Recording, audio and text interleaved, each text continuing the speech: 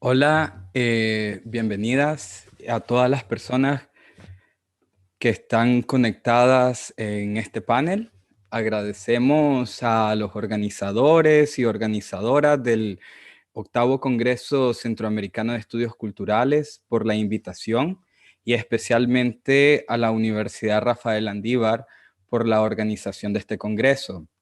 Este panel se titula Cosmotécnicas Vulcanoamericanas, Tecnodiversidad y Narrativas Ancestrales. Es parte de los 4 paneles que se están llevando en este momento y pertenece al eje temático Lava, Territorios en Transformación. Quiero señalar que este panel surgió de los vínculos fraternos y profesionales que convergen en cada uno de nosotros dentro del territorio mexicano y centroamericano. Cada uno anclado en su realidad concreta, tierra, clima y herencias culturales, empezamos a reunirnos para desarrollar este panel e identificar las cosmotécnicas que nos enlazan. Partimos del concepto cosmotécnica porque unifica el orden cósmico y el orden moral a través de actividades técnicas. Hablaremos sobre el maíz, la hoja de coca, sobre hechicerías, la máscara, el cosmos y otras políticas como conceptos claves que tuvimos durante los momentos en que nos reunimos para formalizar este panel.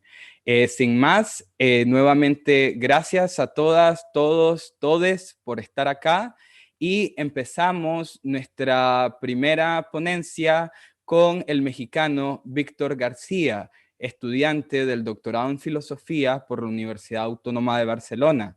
Su ponencia se titula Maíz y Tecnodiversidad, sugerencias para la búsqueda de una cosmotécnica, de una cosmotécnica mesoamericana. Adelante, Víctor. Hola, buen día. Igualmente, muchas gracias a todas las personas que están presentes. Como decía Eduardo, vamos a hablar de diferentes posturas en torno a la cosmotécnica. Déjenme, voy poniendo mi presentación. En este caso, el concepto de cosmotécnica es un concepto que recogemos de la filosofía del filósofo de la tecnología chino Yu Hui. Y lo primero que voy a hacer en este panel va a ser tratar de definir un poco estos conceptos desde los que vamos a partir, y en mi caso aplicarlos al estudio del maíz o tratar de ejemplificar cómo algunas de las técnicas relacionadas con el cultivo y el procesamiento del maíz son representativas de una tecnodiversidad cosmológicamente arraigada en la región de Mesoamérica. Y bueno, comenzamos.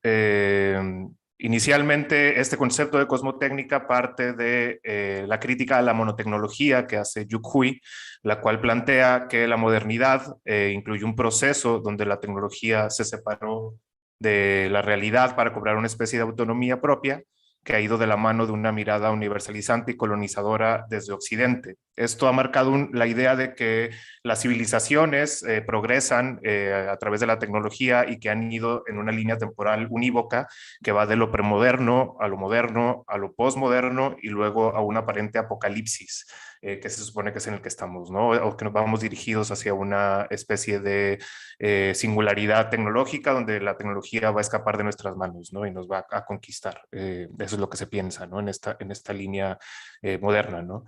Este en realidad para Hui es un proyecto que También ha sido heredado está de la Ilustración aquí. y ha impuesto No, siempre entra. una especie de episteme unívoca y una cultura monotécnica que vemos, por ejemplo, en la estandarización de los modos con los que nos relacionamos con la tecnología, o la manera en la que usamos, por ejemplo, redes sociales o los dispositivos que usamos y que están a la mano en todo el mundo, independientemente de las culturas.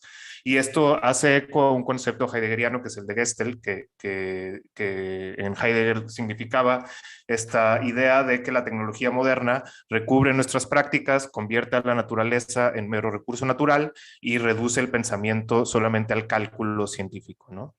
Obviamente esa es una idea de Heidegger que Huy va a tratar de superar, y lo va a hacer mediante estas concepciones de cosmotécnica y tecnodiversidad. Y la apuesta de Huy es tratar de redescubrir una multiplicidad de cosmotécnicas junto con sus respectivas historias y posibilidades que ofrecen para hacer frente a esta tecnología moderna, ¿no? Entonces Huy se pregunta si podemos hablar de la misma técnica moderna, pero o si cabe hablar en estos mismos sentidos de técnica desde Mesoamérica, o si en realidad tenemos otros modos de relacionarnos con la técnica que no son necesariamente los de la modernidad europea, ¿no? Entonces lo que yo voy a hacer es tratar de aplicar estos conceptos a partir del estudio del maíz para tratar de sugerir inicialmente unos modos de cosmotécnica mesoamericano y a través de 3 ejemplos de tecnodiversidad. Entonces Huy dice que por un lado podemos entender la técnica como eso, ¿no? Como un universal antropológico que se entiende como la exteriorización de la memoria, la liberación de los órganos, y esto se ve comúnmente cuando pensamos que la tecnología es que todas las culturas, independientemente de dónde estén, han usado tecnología, ¿no? Pero dice Huy, bueno, eso no es lo importante, sino lo importante es ver cómo, más que un universal antropológico, esta tecnología está constreñida a cierto tipo de cosmologías y visiones enraizadas localmente y que dan lugar a múltiples cosmotécnicas, ¿no? Entonces, en el caso del maíz, nosotros sabemos en Mesoamérica que el maíz es una planta sagrada, importante a nivel cosmológico, como elemento central de la nutrición de Mesoamérica, que tiene un papel en el orden social y religioso en nuestros pueblos, ¿no? No me voy a detener mucho en este punto porque creo que en el público aquí sabemos todos de la importancia que tiene el maíz en el pueblo de Mesoamérica. Lo vemos en las mitologías como el Popol Vuh, ha estado en culturas desde la Olmeca, en la Mexica, etcétera, ¿no? Entonces sabemos de dónde viene esta importancia del maíz, y a mí en realidad lo que más me interesa es hablar un poco de las técnicas relacionadas con el maíz, ¿no? También el maíz, aparte de tener esta importancia social, religiosa, mística, etcétera, es en sí el maíz es un producto de un proceso biotecnológico ancestral. Esto quiere decir que el maíz fue seleccionado artificialmente por miles de años para poder formar lo que conocemos hoy como el maíz moderno, ¿no? Y esto parte de una selección artificial de la planta del teosinte, que en este sentido lo podemos ver en este gráfico, como era antes una simple espiguita con un poquito de mazorcas, y ahora tenemos un maíz mucho más nutrido, ¿no? Y mucho más grande y más nutritivo, ¿no? Entonces, no hay que pensar el maíz como un producto solo de la naturaleza espontáneo, sino que fue producido en relación con las sociedades por muchos años, ¿no? Hasta producir lo que tenemos ahora. En este sentido, el maíz es un proceso, es producto de un proceso biotecnológico, ¿no? Esto, el filósofo francés Gilbert Simondon, lo podemos analizar desde su postura y pensar que el maíz es producto de una artificialización.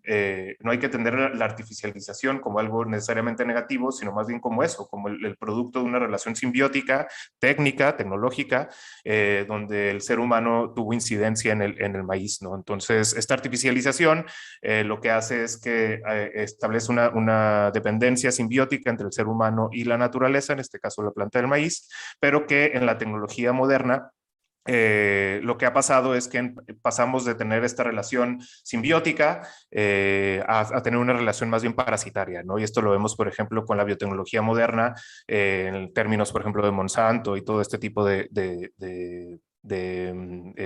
pues sí, de empresas transnacionales que explotan el campo, ¿no? Y bueno, 3 ejemplos de tecnodiversidad. Podemos partir primero de la milpa, que es un agroecosistema donde diferentes elementos naturales, técnicos, sociales confluyen, donde hay una distribución del trabajo, donde diferentes plantas establecen una relación también simbiótica, donde el maíz recubre, le da sombra a las plantas del frijol, el chile añade fósforo a la tierra, donde también hay elementos como el cuatlicoche. Y bueno, entonces aquí vemos cómo la milpa es por un lado un sistema agrícola, pero también un sistema sociotécnico y comunal y también familiar, ¿no? Que aglutina a la comunidad y que es un tipo de crecimiento de agricultura sustentable, ¿no? Entonces, por un lado podemos ver esta tecnodiversidad que no es producto de la modernidad, que no es producto del capitalismo, sino más bien que les precede y que ha estado presente, incluso ha resistido los embates del capitalismo, ¿no? En mayor o menor medida. Por otro lado, tenemos la chinampa, que es un sistema hidrológico de cultivo que recurre a una producción también sustentable sin necesidad de recurrir a lo que se le llamaría la cosmología del seco, que se impuso tras la conquista. Eh, eh, y que tenía que ver con el arado de los animales, con el arado de los campos, así al por mayor, y que en cambio aquí había también una relación más sustentable con el entorno, ¿no? Entonces lo que dicen, por ejemplo, González y Torres, dice, se reconoce en el sistema de Chinampas un gran potencial de sabiduría ancestral de los habitantes de la zona, lo cual se refleja en las formas de organización de trabajo, las prácticas agrícolas de producción y la relación de estas con sus costumbres religiosas.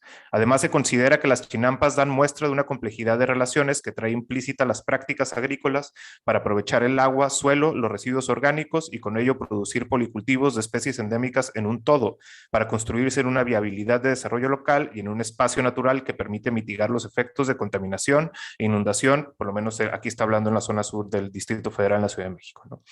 Cuando los españoles llegaron a América, bueno, a México particularmente, el lago de Xochimilco estaba cubierto de chinampas, ¿no? Y unas décadas después ya no existía eso, o existía en mucho menor medida, y se empezaron a arar los campos a través de la llegada también de los animales de arado. Y por último, un tercer tipo de tecnodiversidad lo podemos encontrar en la nixtamalización, que es este proceso del tratado del maíz que implica sumergirlo en una solución alcalina para eliminar sus contaminantes, para que sea más fácil quitarle la piel, hacerlo más comestible y nutritivo.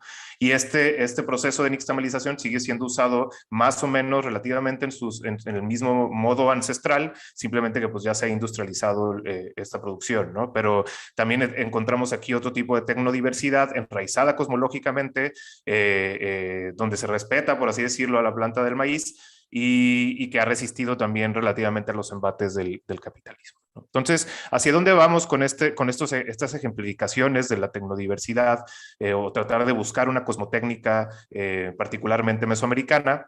Y esto apunta a una relación que no entra dentro del marco moderno capitalista, donde sí se separa la naturaleza, la cultura y la tecnología, ¿no? En este marco de la modernidad, la tecnología, la cultura está sobre la naturaleza es un producto, es algo que debe ser explotado por la civilización, por los seres humanos, a través de la tecnología, ¿no? A través del trabajo y a través de los estilos que se usan, ¿no? Y lo que vemos en este sentido, a través de la milpa, la nixtamalización y las chinampas, es que hay otro modo de ver la técnica donde no se separa de la naturaleza ni de la cultura, ¿no? Como ya lo vimos con el maíz es también un producto biotecnológico ancestral y hay esta relación donde se aglutina lo social, lo natural y lo tecnológico en una relación simbiótica, ¿no?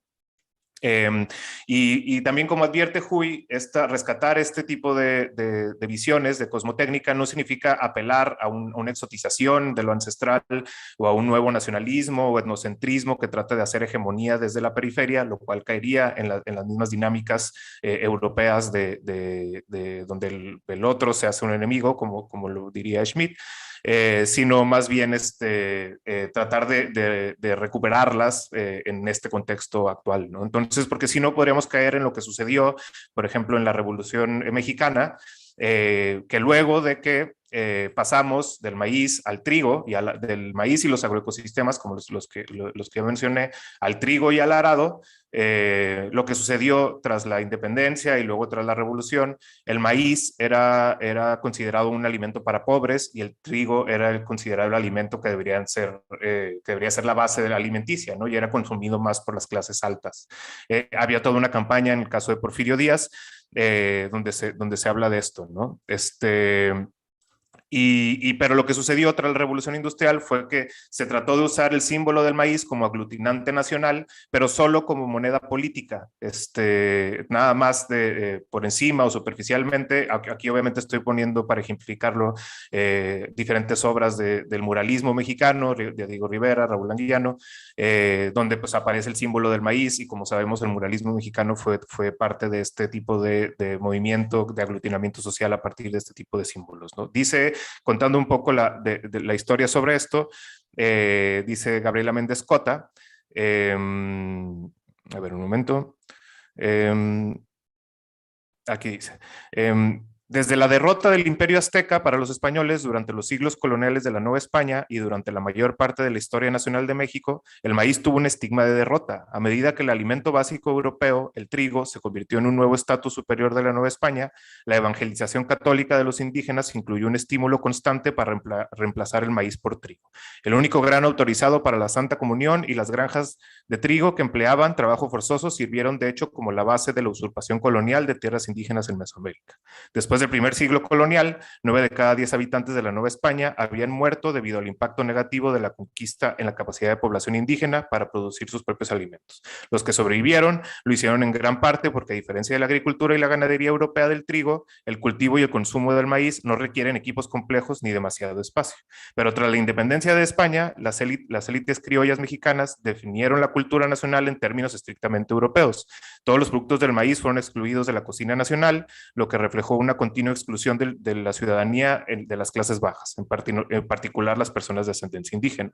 Tal asociación del maíz con la pobreza racializada se rearticuló hacia finales del siglo XIX en respuesta a las preocupaciones por desarrollo del discurso científico europeo, contra el darwinismo social que postulaba una inferioridad biológica de las poblaciones no europeas. Los intelectuales nacionalistas argumentaron que la verdadera causa del atraso mexicano era nutricional más que hereditaria y se derivaba del consumo del maíz. Entonces lo que hizo Porfirio Díaz fue esto, ¿no? Lanzar una campaña para concientizar a las mujeres pobres sobre la importancia de consumir trigo en lugar del maíz, ¿no? Y luego lo que vemos, esto que decía, tras la revolución, tras que cae Porfirio Díaz, se trata de recuperar el maíz, pero al final se vuelve también solo una moneda, ¿no? Entonces, para finalizar, simplemente esta sugerencia con la que comenzamos esta serie de paneles tiene que ver con cómo rearticular, cómo recuperar diferentes técnicas cosmológicas enraizadas sin convertirlas en moneda política, sino más bien reintegrarlas en nuestras actividades diarias, ¿no? Y más adelante,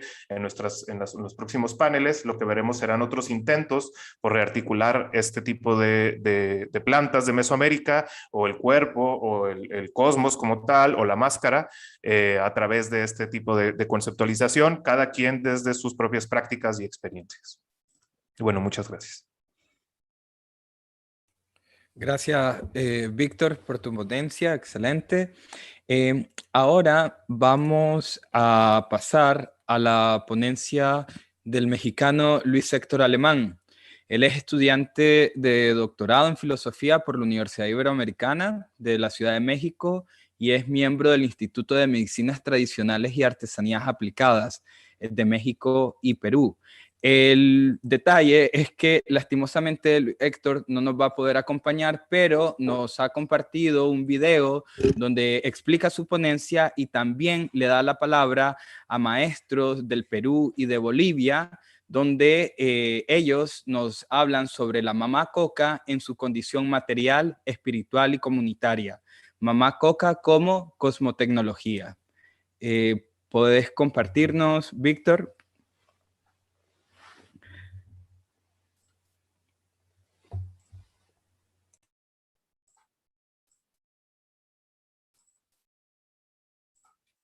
Un momento, ya estoy en eso. Tengo aquí muchas cosas abiertas.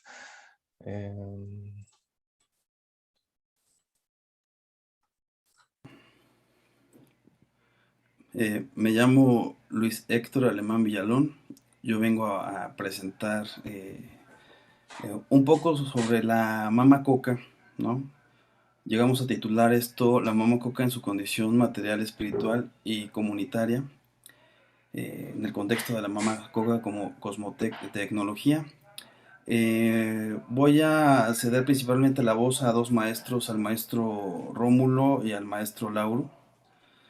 Pero parto diciendo que en esta reflexión sobre la cosmotécnica, que es una reflexión sobre por las valoraciones que llegamos a hacer, principalmente sobre la naturaleza, la técnica, la civilización, la humanidad, la unidad, la jerarquía y la división de esta misma, en este contexto de reflexión sobre la técnica, podríamos indicar que la mama coca es una tecnología que parte de una cultura o un contexto humano como lo es la cultura inca y sus herederos actuales, quienes consideran que la vida humana y la vida natural no tienen una diferencia radical.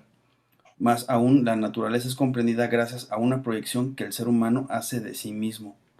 En esta proyección, esta proyección nos posibilita pensar que la naturaleza también tiene cabeza, tiene cuerpo, tiene manos, tiene piernas, al igual que nosotros. Pero también de manera importante nos lleva a pensar, a considerar que la naturaleza tiene un lenguaje. Es dentro de este lenguaje hablado por toda la naturaleza que debe insertarse una de las muchas lecturas de lo que es la Mama Coca. La Mama Coca permite entender la comunicación que se da entre el humano y la naturaleza, que es lo que se llega a llamar runasimi. Esta comunicación se da principalmente entre el recurso humano, que son los chamanes, sacerdotes, médicos, parteras, etcétera, instruidos, y la naturaleza. Pero también se puede dar o se da entre el paciente y el solicitante de ayuda y la naturaleza misma. Existen procesos específicos como el cachado de la hoja de coca, la masticación de la hoja de coca y su lectura, conocido como Hatipay, que permiten restablecer esta relación entre el humano y la naturaleza, donde lo que se busca es restablecer el equilibrio de la persona o la comunidad que solicita el apoyo del maestro y de la hoja maestra. Otro caso puede ser, como poniendo a modo de ejemplo, la ofrenda que se le da a los apus o a las montañas, la ofrenda a la tierra, donde se les pide pues solucionar desequilibrios tanto personales como familiares, sociales o ambientales. En ese sentido, la mama coca es llamada así porque es considerada una madre que escucha, comprende, cura y habla. Este vegetal es un recurso material, pero también resulta ser un recurso mental, ¿no? Nuestros hermanos del sur entonces consideran que la mama coca es un alimento, en el sentido amplio de la palabra, es un alimento para el cuerpo, pero también es un alimento para las emociones y es un alimento para la mente. Entonces la concepción de objeto de la mama coca es distinta a otras latitudes, a otras concepciones, a otras herencias culturales. Hablando de la proyección de la mama coca, por ejemplo, tenemos el anverso y el reverso, y tenemos partes de la hoja de coca que también están en relación con nosotros, como puede ser aquí la cabeza, el cuerpo, las extremidades inferiores. Y también hay una diferencia entre masculino y femenino, ¿no? Esta hoja alargada sería lo masculino, esta hoja más redonda sería, representaría lo femenino, ¿no? Dentro de este contexto cultural.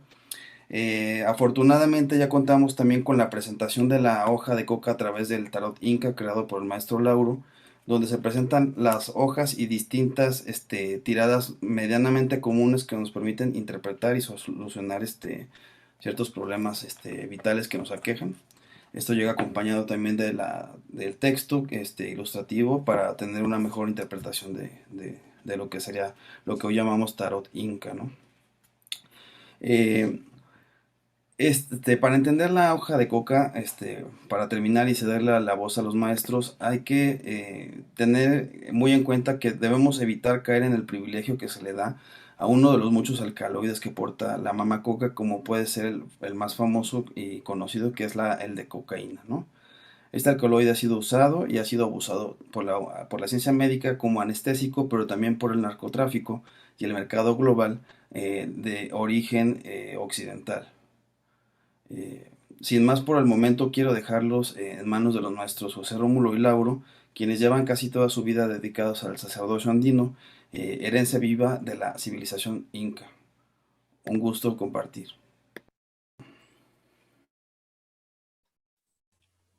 Vamos a compartir el siguiente video em, donde hablan los maestros.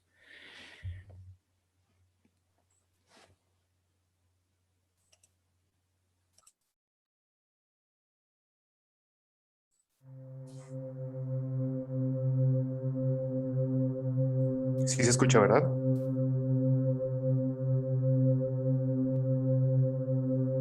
Sí.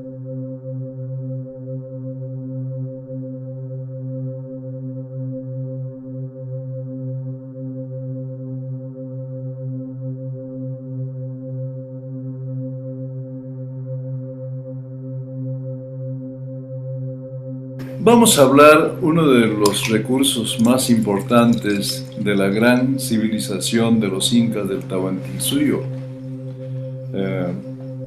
Cuando hablamos de civilización, estamos refiriéndonos, o se trata, ¿no?,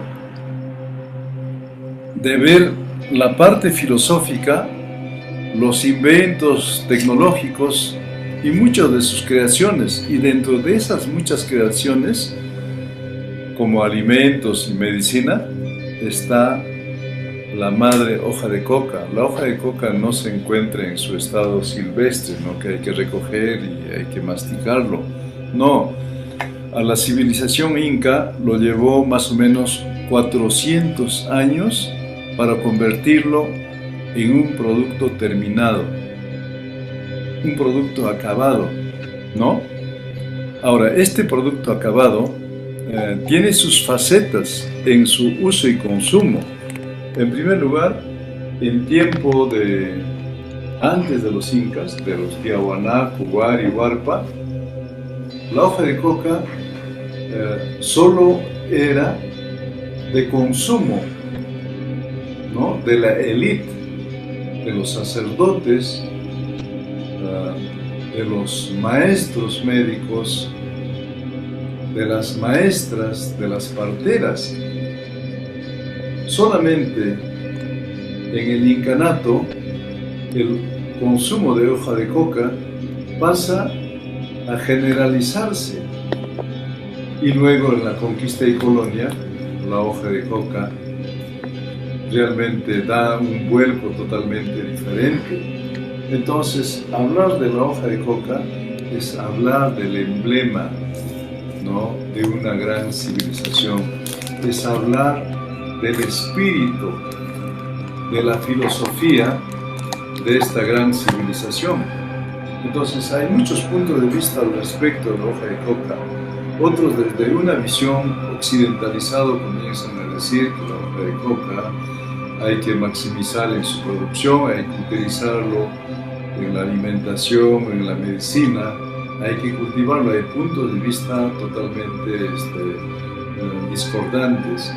Algunos en un fenómeno en el que está presente el narcotráfico ya señalan a la hoja de coca como algo pernicioso, ¿no? Y hay lavado de dinero, de dólar y etc. Entonces la hoja de coca, creado por los incas, realmente ha enfrentado a civilizaciones, a economías. Estamos hablando de una planta que en estos momentos tiene un valor muy significativo, tanto en lo económico, en lo político y social, ¿no? Entonces, quisiéramos separar, por ejemplo, lo económico de lo político, de lo social. Pasemos a ver solo dos aspectos importantes: el aspecto médico y el aspecto de su ritual y de ceremonia.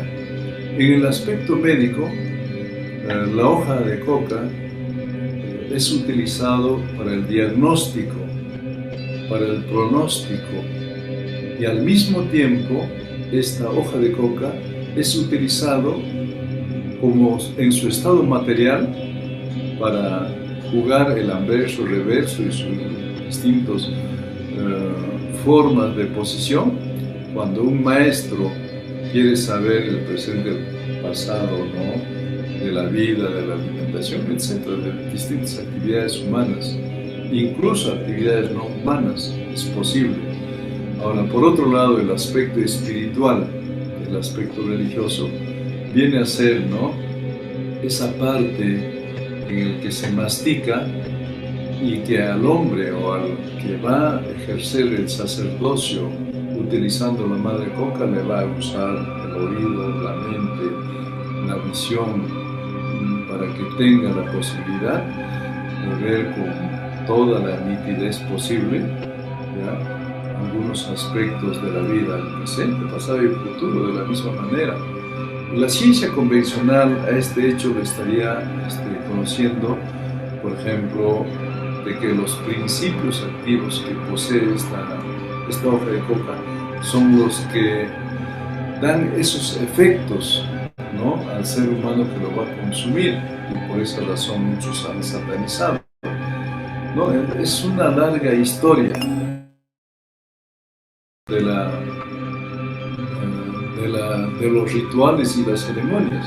No son otra cosa sino estamos hablando de una civilización que practica la alta agricultura y la alta domesticación de animales, como es en el caso del Perú, la llama, la vicuña, la alpaca, el guanaco, ¿no? Entonces es una civilización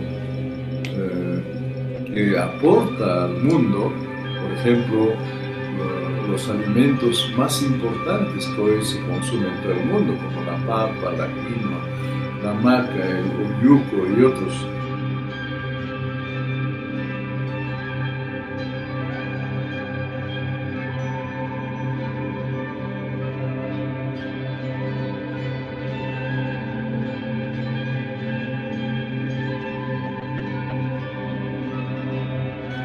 Yo he nacido en la Sierra Central entre Bolivia y Perú. Soy maestro de los Andes, soy apu, que converso con los cerros. Esta coca nos vincula para que nosotros estemos conversando con ellos. Utilizo la coca yacuchana. A través de esta coca, en primer lugar, esta coca es mi compañero, mi compañía. Donde sea, estoy junto con él.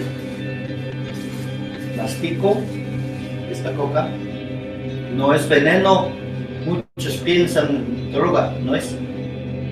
Esta coca es alimento, esta coca es vitamina, con esta coca amanezco, anochezco, me da fuerza para trabajar, me da fuerza para poder ir. No es droga, esto.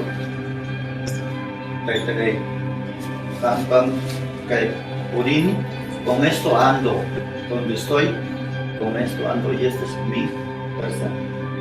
Caibanmi, esta hoja de coca es milenaria, desde nuestros ancestros nos han acompañado y seguro que nos van a acompañar hasta más allá.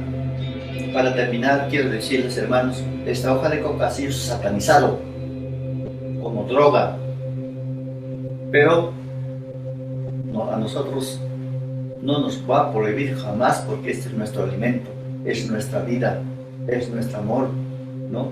Es nuestro apu.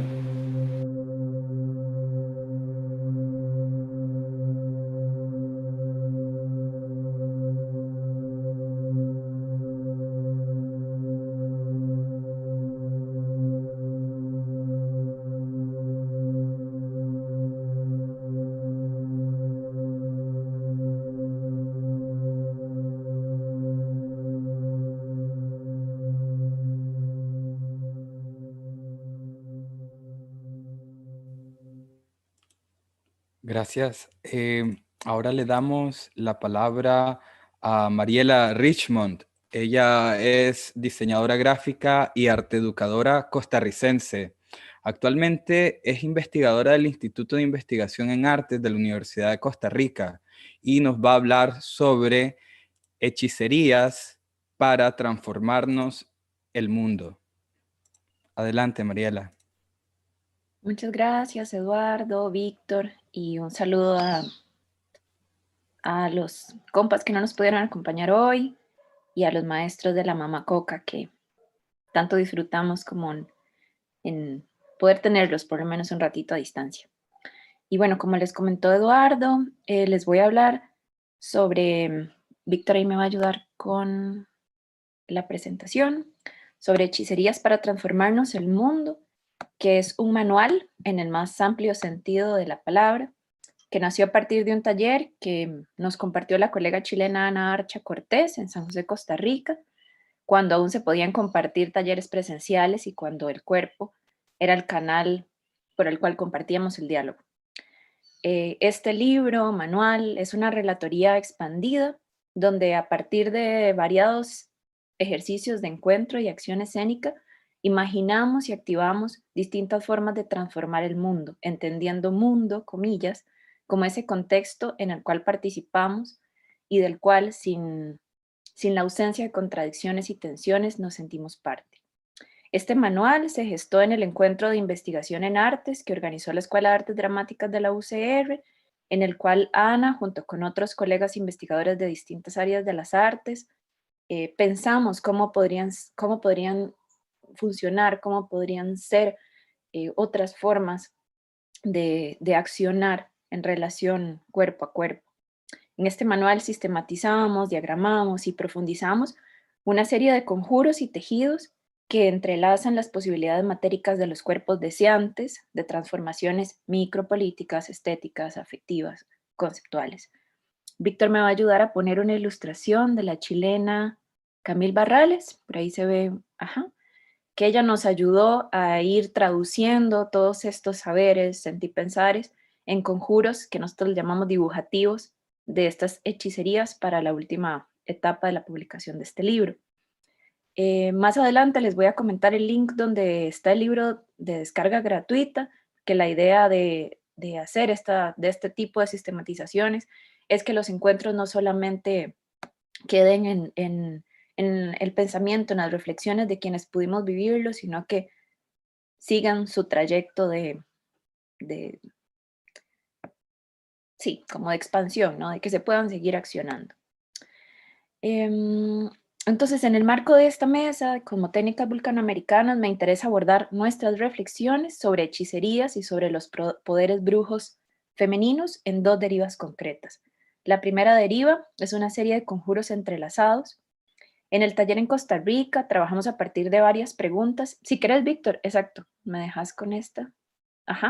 Una serie de varias preguntas y propuestas donde emergieron diversidades de fuerzas de lo imaginario y de la ficción en la tarea de relacionarnos propositivamente con nuestra memoria, pasada, presente y una puesta en el futuro. Trabajamos valorizando el poder mágico y misterioso de la acción, del poder del acto, de la batalla contra las prácticas monoperceptuales. Trabajamos con varias preguntas que aún resuenan en nuestros cuerpos, cabezas, y me gustaría compartirles algunas para comenzar. La primera sería cómo preservar y cuidar diversos modos de vivir y de morir, y qué violencias reproducimos en nombre del futuro.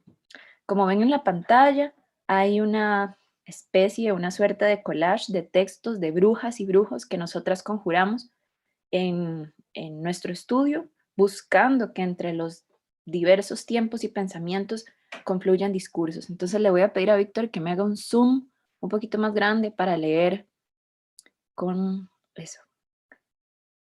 Quizá más arriba. Ahí. Te voy pidiendo que me bajes, voy a leer más libremente. Pero en realidad, indios y brujos eran un obstáculo para el avance del nuevo modelo económico y social. Su desmonización encubre un proyecto de expropiación. En particular, la bruja, quien hasta el día de hoy. Una descripción física de una líder terrorista, vieja horrenda, de entre 40 y 50 años, atrozmente arrugada, de nariz ganchuda, coronada. Toda persona depende de las relaciones sociales y de una infraestructura duradera para poder tener una vida vivible, de manera que no hay forma de liberarse de semejante sugestión. ¿Y qué es lo que condiciona esas acciones? ¿Cómo puede la acción plural y corporeizada ser concebida desde una perspectiva nueva en una situación histórica como la actual? El martillo de las brujas. Creencias y prácticas feminizadas asociadas a esta cosmovisión. Súper, gracias, Víctor. Voy a continuar leyendo un pedacito quizá con este dibujito de Camille. En el momento en el que vivimos, con los cambios radicales que nos ha hecho vivir la pandemia, nos interesa insistir en trabajar a partir del cuestionamiento sobre la centralidad de lo humano en la relación de coexistencia junto con otros seres vivos y no vivos. Es una cuestión que implica pensar en los principios de autonomía, de soberanía, de ética del cuidado de los cuerpos y de los territorios, así como sus relaciones y tensiones con el Estado, con el régimen de producción capitalista, obviamente presente en Iberoamérica, en Aviala, para conocer estos vínculos y estas problemáticas de manera situada.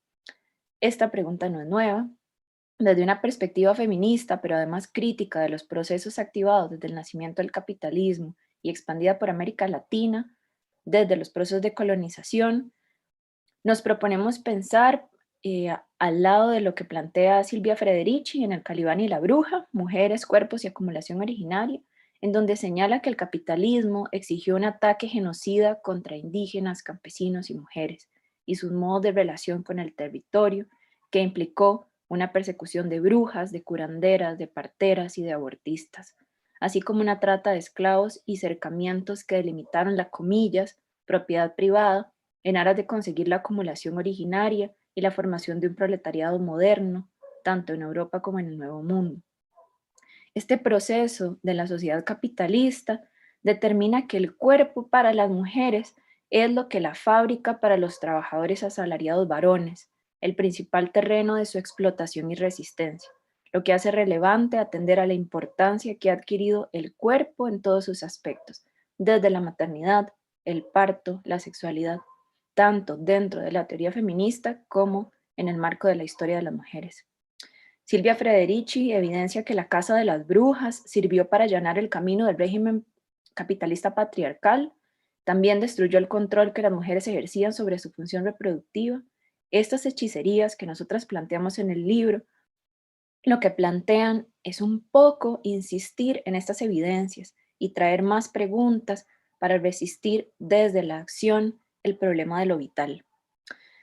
¿Cuál mundo podemos darnos entre unas y otros?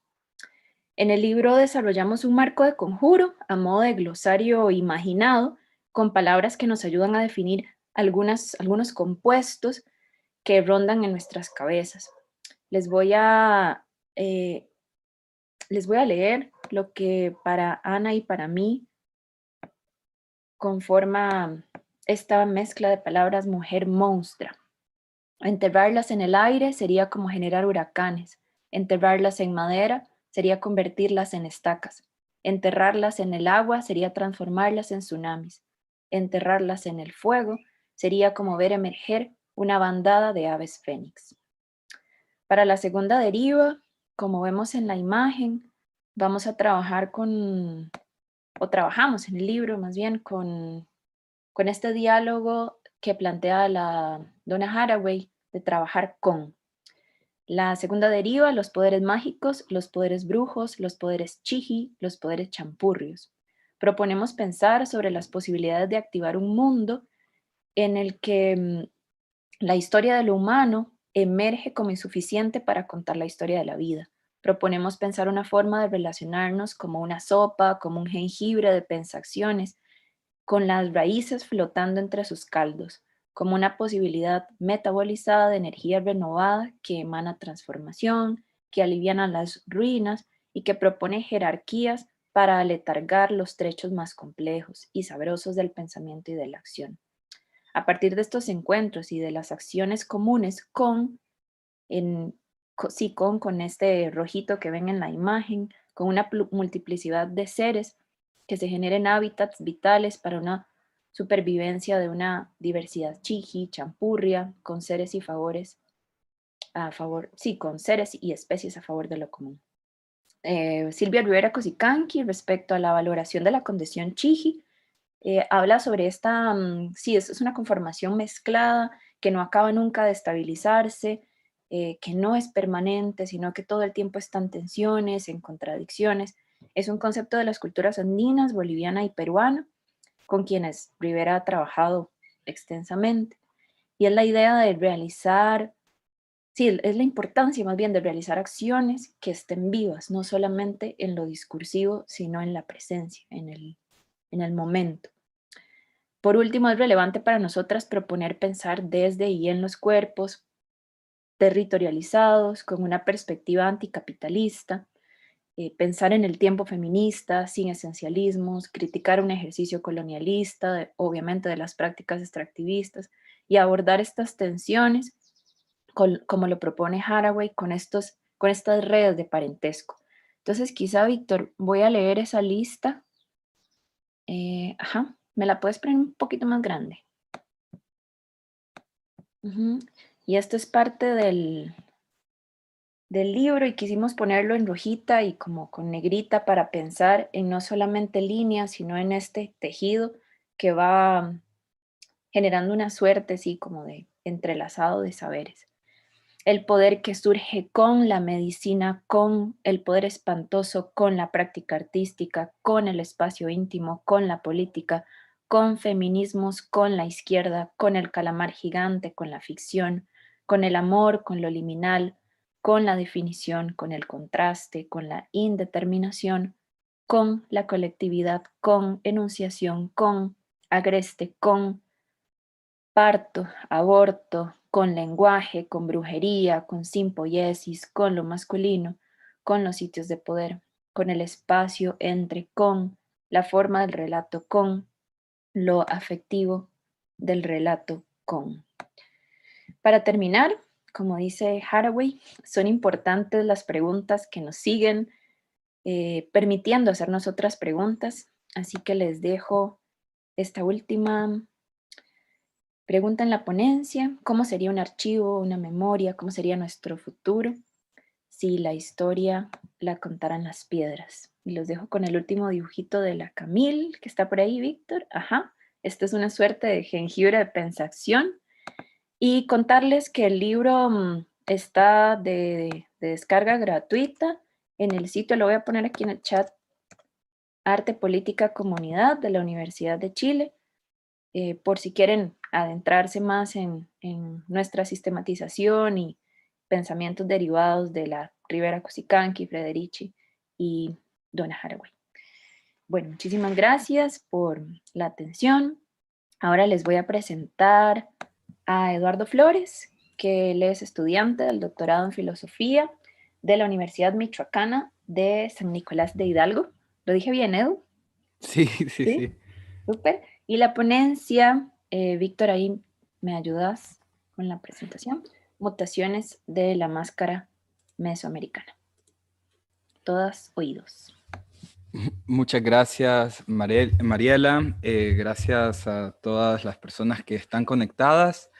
Yo tengo mi ponencia en escrito y lo voy a ir compartiendo con algunas imágenes, más que todo como para ir creando armonía entre lo que voy leyendo y lo que se va presentando. Víctor, que es nuestro técnico profesional en esto de las presentaciones, pues me va a echar una mano.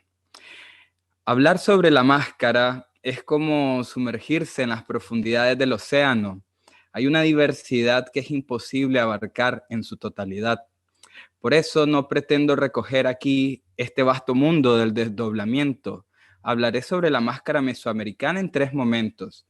Primero, sobre la utilización de la máscara en su etapa precolombina, luego la mutación o sincretismo que se dio en el proceso de colonización en algunos territorios de esta región y por último sobre la utilización de la máscara en la Nicaragua actual como dispositivo de defensa y lucha cívica. Pienso la máscara como un objeto técnico y su uso como una actividad cosmotécnica. La cosmotécnica, como se ha demostrado en las ponencias anteriores, es un concepto propuesto por el filósofo de la tecnología, Yuk Hui. Para él, se trata de una actividad que unifica el orden cósmico y el orden moral a través de actividades técnicas. La fabricación de las máscaras precoloniales, sus mutaciones en los procesos de colonización y el actual uso político que se le ha dado son ejemplos de esta relación cósmico-moral que ha sobrevivido en diferentes territorios. Hui propone fragmentar la globalización tecnológica, que ha sido una forma de neocolonización que impone su racionalidad por medio de la instrumentalidad. China fue su laboratorio para proponer un pensamiento tecnológico chino, pero la tarea no se limita a este país, dice él, ya que la idea central es que toda cultura no europea debe hacer el esfuerzo de sistematizar su propia cosmotécnica y reconstruir su historia. En el caso de la máscara, es un ejemplo para rastrear identidades y construcciones a lo largo de siglos. Cada etapa en el proceso histórico mesoamericano ha tenido una manera de expresar la realidad a través de simular y disimular, ya sea para eternizar a una figura de mucha importancia o para proponer un rostro de un pueblo o la expresión sarcástica, la crítica, la sinvergüenzada como actos de resistencia social. Para Mikhail Bakhtin, la máscara es una expresión de las transferencias, de las metamorfosis, de la violación de las fronteras naturales, de la ridiculización de los sobrenombres. La máscara encarna el principio del juego de la vida, establece una relación entre realidad y la imagen individual, elementos característicos de los ritos y espectáculos más antiguos. Es el complejo simbolismo en el que se ve la máscara su inagotabilidad. Y por eso cada cultura tiene diferente uso de este dispositivo. Los griegos utilizaron la máscara en sus teatros, los egipcios para rituales fúnebres, y en la Europa medieval fue un símbolo para ocultar la identidad, particularmente en los carnavales. Cada ritual y época tenía un significado diferente, aunque tenían en común la capacidad de sobreponer el rostro. Mesoamérica tenía sus matices. En la etapa precolombina se utilizaba la máscara para reencarnar a sus dioses, recordar a sus ancestros y preservar eternamente el rostro de sus gobernantes. Los olmecas las hacían de piedra y algunas también eran de jade. Esta roca metamórfica también fue utilizada por los mayas y aztecas como símbolo sagrado, aunque ellos crearon otras técnicas, decoraciones y materiales como la obsidiana y la concha de nácar. Con esta máscara resignificaron el rostro y su cultura. La intención era establecer la dicotomía entre el ser humano y el mundo. Hay en ellas una metamorfosis entre las formas vegetales, animales y humanas que, siguiendo el concepto de lo grotesco en Bakhtin, con la máscara la realidad viva se confunde y transforma entre sí. Hay registro de la máscara en el Popol Vuh. Los señores de Xibalbá deseaban los instrumentos de juego de Hun Unampu y Bukub Unampu, sus cueros, sus anillos, sus guantes, la corona y el Bagthot o cerco de la cara, que podemos traducir como máscara. Estos eran los adornos de Un Unampu y de Bukub Unampu, y este pasaje se refiere a los instrumentos del juego de la pelota, famoso en diferentes culturas mesoamericanas como ritual alternativo para no ir a la guerra o resolver disputas entre algunos pueblos. Parte del vestuario de los jugadores era máscaras adornadas con diferentes elementos y parte de la decoración del jugador. Cada equipo mantenía la pelota en movimiento, representando la naturaleza de los astros, y su juego simulaba la actividad de los dioses que mantenía el equilibrio entre luz y oscuridad, día y noche, vida y muerte. El escenario, vestuario, utensilios y reglas del juego era una manera de revivir sus cosmogonías.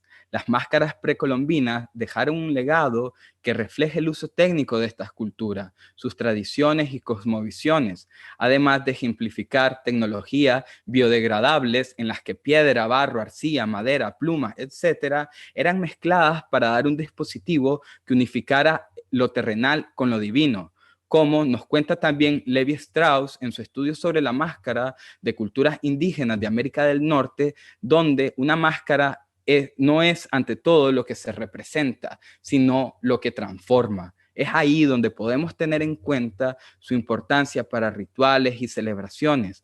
La máscara transforma a su portador, le ayuda a pendular entre los mundos de su cosmovisión. En la etapa colonial sincrética, la máscara fue utilizada para danzas y celebraciones de uso religioso o meramente para la evangelización católica. Muchas de ellas eran de madera, fabricadas de madera de cedro, mismo material que utilizaban los escultores para todos esos santos que podemos visitar en cualquier iglesia de Centroamérica o de Latinoamérica. La máscara era una pieza de homenaje a personajes del cristianismo, como se puede ver con el baile del garrobo en Honduras o la danza de los historiantes en El Salvador. Sin embargo, muchos de estos bailes y celebraciones no pudieron anular las culturas anteriores. Los vestuarios mutaron entre el legado del barroco europeo y el arte mesoamericano. Además, que no se anularon las danzas de la fertilidad y celebraciones que conectan con los elementos de la naturaleza, representando antropomorfización o zoomorfización, como la máscara de los danzantes del palo volador de Guatemala. Ilana Rodríguez, doctora en literatura, en su estudio sobre la máscara nicaragüense, habla del uso transpolítico en sus procesos de colonización. Dice ella que la máscara representaba al de afuera o al enemigo y al mismo tiempo servía de barrera protectora contra él. En esta ambigüedad reside un poder. Puede ser usada la máscara para dar cuenta de la concepción que tiene el indígena o el mestizo del conquistador o del criollo. Y puede pensarse en la máscara como una defensa contra él. Así pues, la máscara la usaban ambos grupos para imitar, fingir lo que pertenece a un movimiento hacia ese pertenecer o enlace de lo social. Este tipo de ocultamiento y desocultamiento fue parte de la realidad burlesca que se fue desarrollando en los procesos de colonización. Ejemplo de ello es la obra de teatro callejera nicaragüense del siglo XVII, el huehuense. Todos los personajes ahí utilizan máscaras y parte de su significado es ese enlazamiento que hay entre los que gobiernan y los gobernados. La risa, el sarcasmo, como crítica directa al gobernante, se convirtió en un símbolo de resistencia. Aquí la mutación de la máscara mesoamericana rompe con la homogenización de la visión antropocena. Es la crítica de Yud Hui a la monotecnología, donde la tecnología es entendida como un universal antropológico, como una exteriorización de la memoria y liberación de los órganos, tal como lo han formulado antropólogos y filósofos de la tecnología. Su antítesis y propuesta es la de una tecnología no universal antropológica, sino la de posibilidades y constreñidas por cosmologías particulares que van más allá de la funcionalidad o utilidad. Aquí no existe una única tecnología de institucionalización técnica, del Zuhandenheit, es decir, lo que está a la mano, según el pensamiento occidental heideggeriano, sino múltiples cosmotécnicas donde cada una juega en su espacio, traduce su identidad y trastoca la realidad humana frente al tipo de paisaje que tiene a su alrededor. Es entonces la máscara la que traduce la identidad sincrética, es la pieza para transformar la realidad mundanal en divina y es la protección para hablar de aquellas cosas que suelen censurarse. Igualmente, ahora en la etapa contemporánea, que se le llama en Nicaragua a esta etapa insurreccional y cívica después de las protestas de abril del 2018, aquí la máscara comenzó a tener un significado potente también y por ello es importante tenerlo en cuenta. El desdoblamiento, la transformación de la identidad para ocultar el rostro civil por el rostro del combatiente cívico. El juego de la máscara esconde al enmascarado, crea una clandestinidad y al mismo tiempo es una arma cívica que vitaliza su lucha. El escritor Eric Blandón, en una entrevista sobre esta insurrección cívica nicaragüense, comenta que el Masaya, este pueblo prácticamente indígena que se conoce por su resistencia en los procesos de la invasión y colonización española, en la dictadura somocista y ahora bajo el yugo del actual gobierno de Nicaragua, ha encontrado, dice Blandón, en la risa, el baile, los juegos de máscara, como armas de lucha para resistir frente a los embates de un Estado cuando el Estado se vuelve agresor, autoritario y quiere silenciar. Esta ciudad ha sido ejemplo de la transformación que puede dar este dispositivo al punto de convertirlo en como un símbolo de resistencia nacional. El toro venado, una danza satírica de Masaya, es el ejemplo de un carnaval en su mutación cultural también. En ella se interpela al Estado y durante las protestas de abril, este carnaval contagió a los masayas y a la demás ciudadanía nicaragüense. Me atrevo a decir que jamás se había registrado en la historia nicaragüense que una protesta estuviera contagiada por la característica del toro venado. Fue la mutación entre danzas, actos performáticos, la herencia de una ciudad que ya había estado en guerra y la decisión de un cambio nacional que obligó a que el espíritu carnavalesco desestabilizara al gobierno autoritario nicaragüense.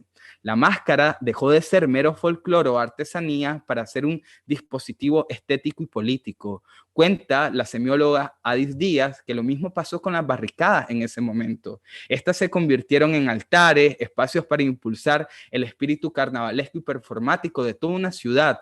La mutación entre la experiencia de las guerras de guerrilla y la decisión de una lucha cívica hizo de estos lugares un cuerpo expresivo. Actualmente, en diferentes países, también se utiliza la máscara para evadir los métodos de poder de un gobierno, muchas de ellas bajo la influencia de la cultura popular.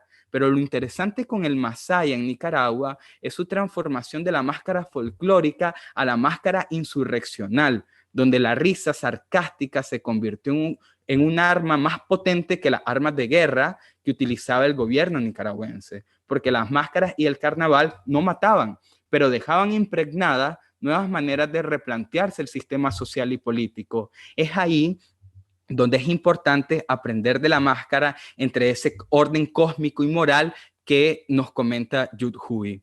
Para concluir, las cosmotecnologías, ya sean en China, en India, Perú o Nicaragua, lo que apremian es la construcción de poiesis múltiples y emancipadoras.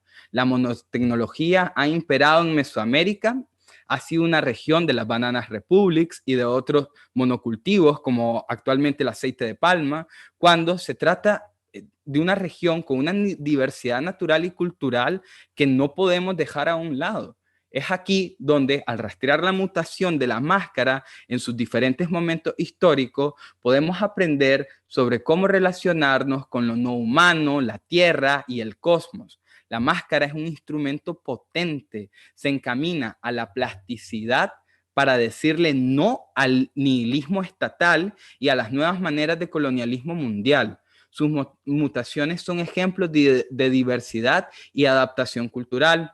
Hay una máscara política en este caso que disimula y simula sus maneras de combatir a las injusticias en sus territorios. En este sentido, seguimos apoyándonos en ellas para desajustar el orden y develar la injusticia. Y quizás la cosmotécnica como concepto que podemos tener en Mesoamérica no solo se pueda dar en la máscara como elementos folclóricos y de resistencia, también podemos buscarlas en la actitud poética como el Xochitl y el Cuicualt, la flor y el canto de la poesía cosmológica del náhuatl Nezahualcóyotl, donde transmuta lo divino, el mundo y el pueblo. Esta visión mantiene un lenguaje diverso, donde las flores son de inspiración para nuestro canto y su mutación poética, la expresión de una construcción cultural, de nuevos mensajes para mutar a rostros tierras, a máscaras resistencias, a rostros identidades, donde tengamos la oportunidad de dejar un futuro no uniformado, sino con un sentido múltiple. O como decía este poeta náhuatl, ¿acaso en vano venimos a vivir, a brotar la tierra? Dejemos al menos flores, dejemos al menos cantos. Gracias.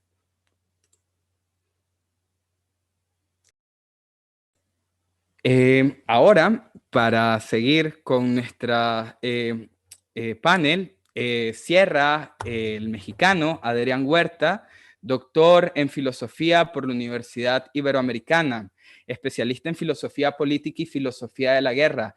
Su ponencia se titula Pensarnos en el cosmos, sobre cosmotécnicas y cosmopolíticas.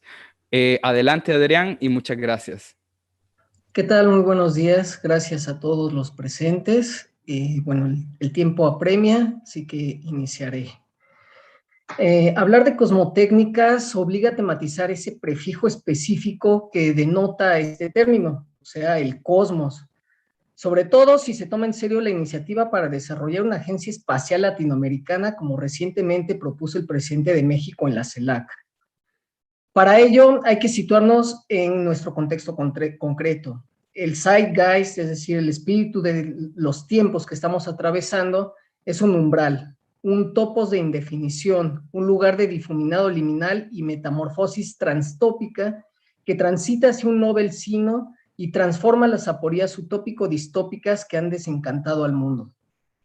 Pensar el desencantamiento y su flujo de secularización en cuanto que derivados del iluminismo epistémico occidental que ha alcanzado una sincronización planetaria por medio de la imbricación de las dimensiones biológicas, tecnológicas y ciberdigitales, implica por un lado poner en cuestionamiento el relato desalmado, carente de ánima por la negación de la metafísica, que fundamenta el modo en el que se comprende la realidad desde el discurso monológico tecnocientificista.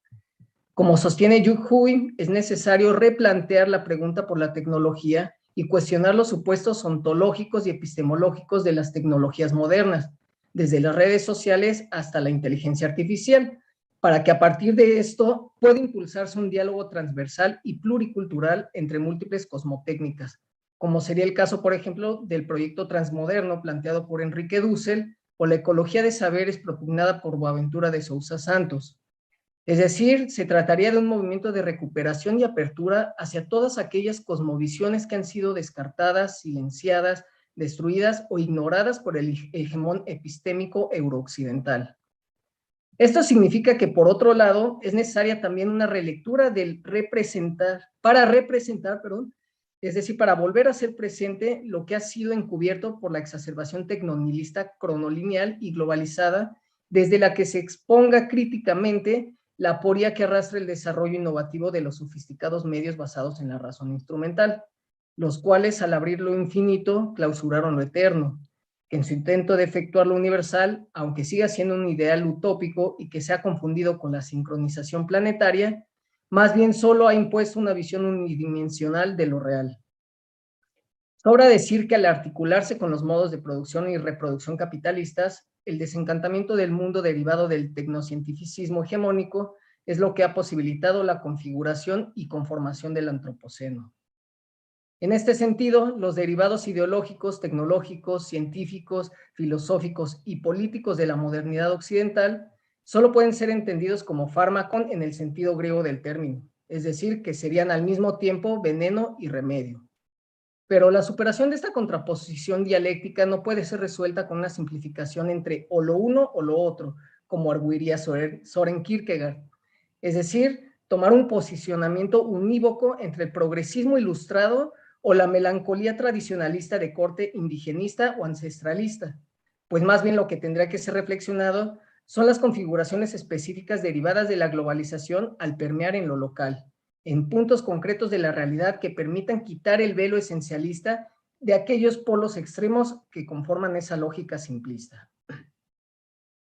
La reapertura del cosmos que el mundo ha atestiguado en los últimos años se presenta como un nicho de oportunidad para trazar la senda de una conciliación que debiera apuntar hacia una rearticulación de las cosmotécnicas con el paradigma tecnoilustrado imperante. Para ejemplificar esto, retomemos dos cosmovisiones que comparten en sus fundamentos el paradigma monotecnológico, SpaceX y Blue Origin, lo cual además denota que el monopolio de la exploración espacial que antes poseían los entes estatales se está desvaneciendo con el ingreso de nuevos actores privados. La forma cosmovisionaria del proyecto encabezado por el dueño de Tesla Motors, Elon Musk, es abiertamente un despliegue de colonización en territorio marciano, puesto que su objetivo es edificar hábitats, colonias, en el planeta rojo y finalmente terraformarlo. Pero la justificación para ello es apocalíptica.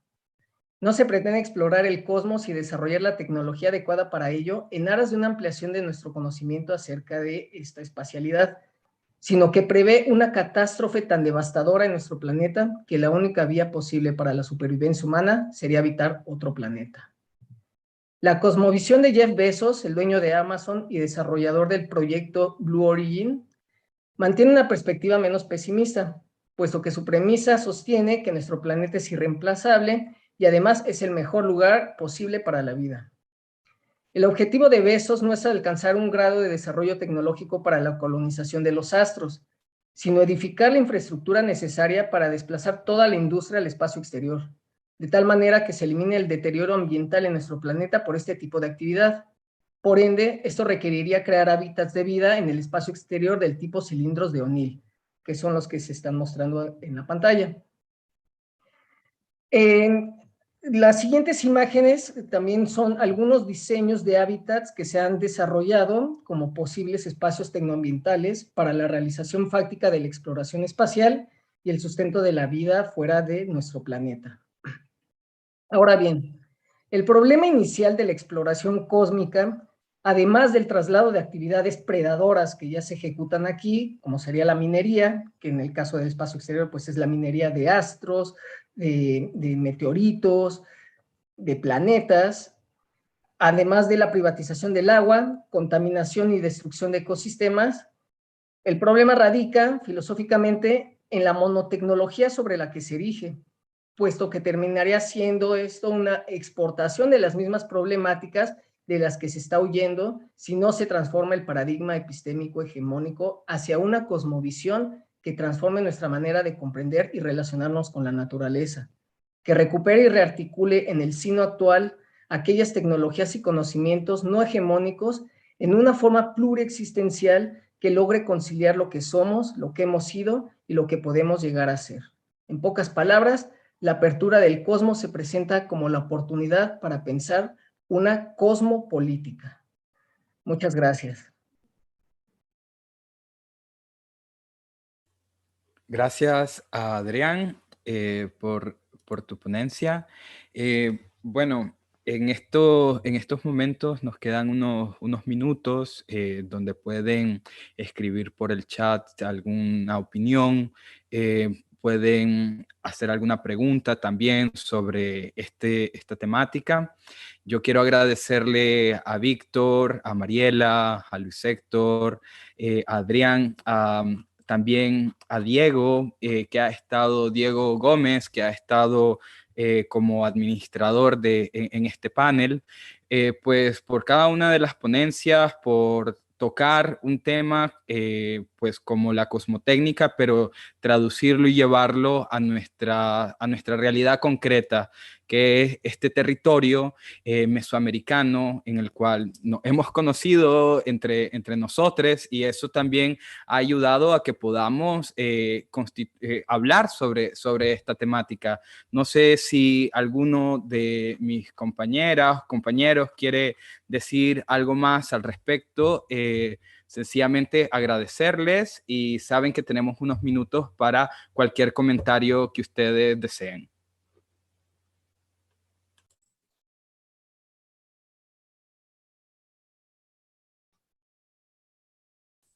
Aquí hay uno en el chat que te toca a ti, Eduardo, que dice: nunca se había vivido esta forma de expresión hablando de la máscara en mi bella Nicaragua, y es verdad que como nicaragüense que soy, más de una vez tocó usar estas máscaras como una forma de discreción y de ocultar su carácter hasta cierto punto. Fue burla al presidente y sus seguidores, tenía un significado.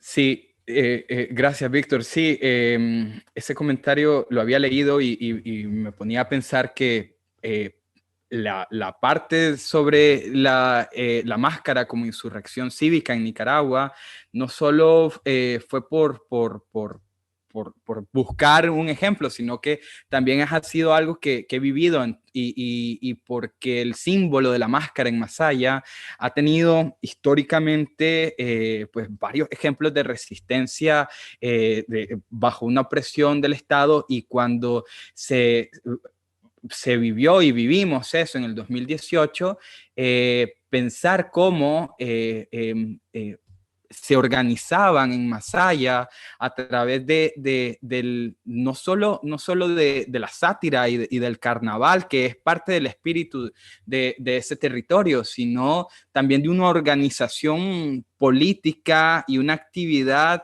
que ya estaba nutrida y que en ese momento se revivió. Entonces, la máscara y todos los elementos que jugaban alrededor de ella fueron claves para mutar de la máscara folclórica a la máscara insurreccional. Y por eso me parecía clave. Yo no sé si este ejemplo se da en otros lugares de la máscara folclórica, la insurreccional, como le digo yo, pero sí se ve en protestas en Chile, en Colombia hace poco, en México, cómo el uso de la máscara desde la cultura popular ha tenido un gran auge, y es esa forma entre simular y disimular. Entonces, cuando nos habla Yu Hui, por ejemplo, de este orden moral y cósmico que él presenta como concepto de cosmotécnica y de la multiplicidad o la tecnodiversidad que existe, pues la máscara es un dispositivo que entra en juego. He visto que alguien levantó la mano, me parece. Buenos ok, días. sí. Adelante, Carlos. Fui yo.